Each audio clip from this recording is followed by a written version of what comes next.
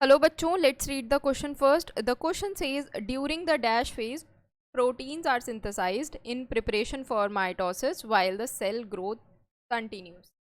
तो उसमें हमसे पूछा गया है कि ऐसी कौन सी फेज है सेल साइकिल की जिसमें आपको प्रोटीन की सिंथेसिस देखने को मिलती है और देखने को मिलता है कि सेल जो है वो प्रिपेयर कर रही है माइटोसिस के लिए. तो जब माइटोसिस के लिए प्रिपेयर कर रही है तो हम एक बार ज़रा सेल साइकिल को देखते हैं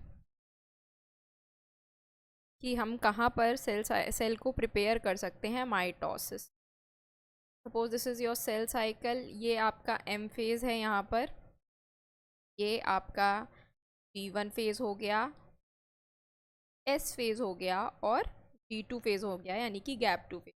अब अगर हमसे बोला गया है प्रिपरेशन कर रही है माइटोसिस के लिए, तो माइटोसिस में तो प्रिपरेशन नहीं करेगी, तो ये ऑप्शन डी गलत हो गया. एम फेज़ में तो प्रिपरेशन नहीं होगा. एम फेज़ के लिए प्रिपरेशन करना है तो हमें थोड़ा पहले से प्रिपरेशन करना पड़ेगा, यानी कि हम प्रिपेयर करेंगे G2. तो बच्चों, जी फेज में आपके ढेर सारे प्रोटीन सिंथेसाइज होते हैं और सेल प्रिपेयर होता है किसके लिए? माइटोसिस के लिए. अगर जीवन की बात करें तो ये एम के बाद आता है, तो ये तो नहीं होगा, जीवन गलत हो गया.